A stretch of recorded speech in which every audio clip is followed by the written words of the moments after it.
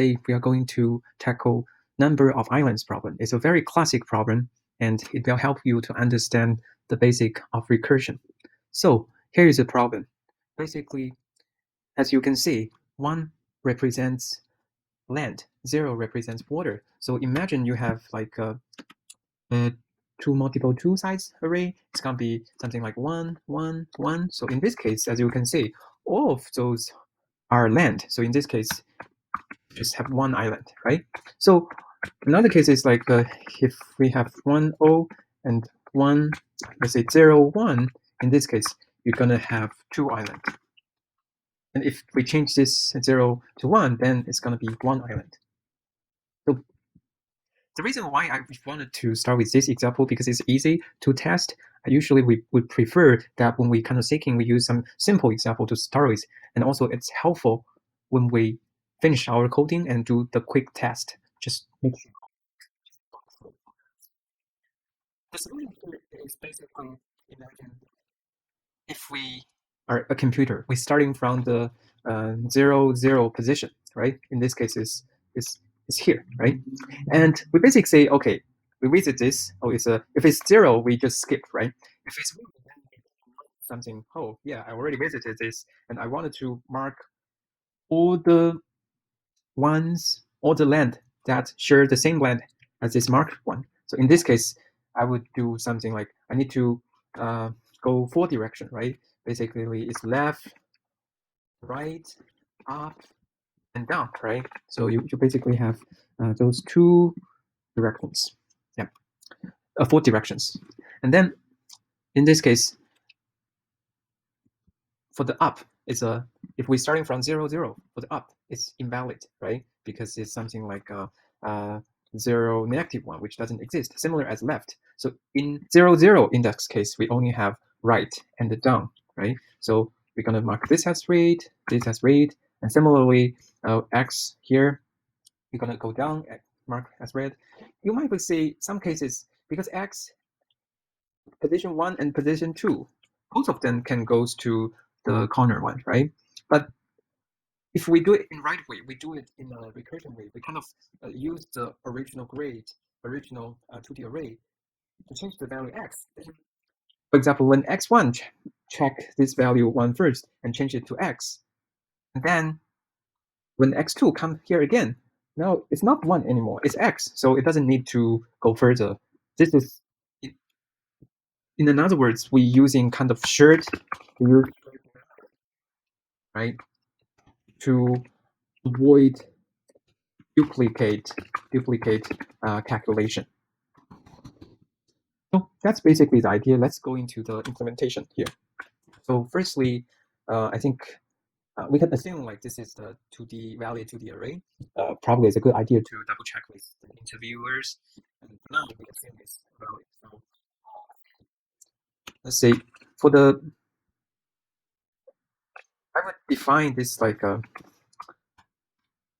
y means the index for the sublist, and x will be the index for the sublist. So basically, x, for example, if this is the 1, 2, 3, this is the 1, 2, 3, right? So y index is going to be 0, 1, but for the x index, it's going to be 0, 1, 2. Yeah, because x is the index for this sublist, and y is the index for this whole list. Yeah, just wanted to make sure that we share the same terminology here.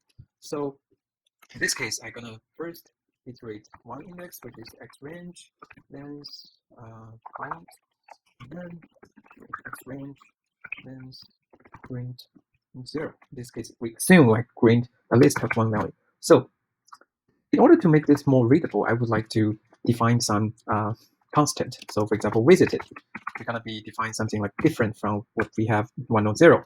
And as land, we're gonna define as 1, right? So if in this case, grade say yx is equal to self-learning, right? Means that it has results. Say count initial at 0. So because this is a recursion. So basically, we wanted to do something like self dot visit island, right? Visit island. Let's do div visit island. So self dot grade xy, and so in this case, let's say grade gonna be input and xy here. I say visit the island. At this point, I wanted to mark all the land in that island be visited. So in this case, for example, here, I wanted this function at the very beginning, it will make this for one as visited. So it will be x, x, x, x here, right? So how do we do that? So firstly, so yeah, we're gonna be count plus one here. So basically, let's say self-grade. So when people go into visit land, it means current XYZ is visited, right? So in this case, like XY X is equals self dot visited. And then we need to kind of, for example, starting from 1, we need to go to 4 direction, up, left, right, down, right? So how do we do that? We need to have a offset XYZ, right? So XY offsets, that's another. So 4 direction is 0, 1, and then 0, -1, and then 1, 0, and then 1, 0. So this is the same. Cool.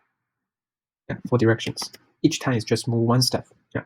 So in this case, we can do offset in self dot offset. So we're gonna have a new y, new x. Let's do x plus offset 0. This is a similar thing. Just change it to y 1. And then if so since this we got new x, new y, it might be invalid, right? So first we need to check whether it's valid or not. Otherwise, if we do the grid new x, new y, new x, it's gonna out of the index. So we don't want that happen. So firstly, we also need the helper function just valid indexed. In this case, self grade x, y. And we want the x, so firstly is larger or equal to 0, and x should be smaller than the length of the sublist, right? Similarly for the y should be smaller than the grade. Okay, cool. That is valid. So it's valid. Let's say this is gonna be grade new x, new y, and then only when this position, right, is land again, then we do the fill with the visited status here, right? So let's say new y, new x here should be equal to self dot length. Then you're basically doing the recursion here. You wanted to go one step further because in some case, for example, you from position 0, 0 is land, and then extend to the land next to it, and the land next to it, it will be extend and further, right? Just capture all the land. That let's just use the visited highlands again. Use the same grain because we want to have the shared memory to remember which one has been visited or not. And in this case, it's going to be a new x, new y, right? And yeah, that's it. That's the recursion part. And we got the count, and then we're doing the return the count. Okay, hopefully this is the right solution. And let's just start with the simple one. Let's just start with the one island, right? It's just one here. See what happened. Oh, see, it has some error. Has no attributes. Visit island. Yeah, it's visit island, not land. Let's try it again. Cool. See, that's how it fixed. Let's to make it a little bit complex. Just have 2, 1 here. Okay, cool. Let's to have something like just have different value. Okay, let's do another further version, which has the multiple 2 array.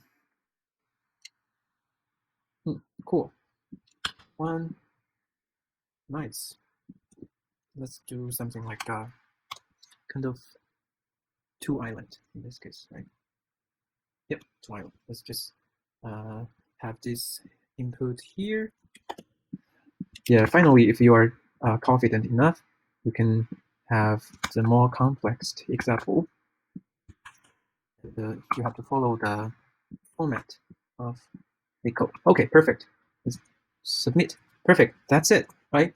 And yeah, this is just one-time submission in the past, but sometimes you might make some mistake. For example, previous version I make a mistake is have this new x, new y become like y and x, and as a result, it might be wrong answer, right? Why?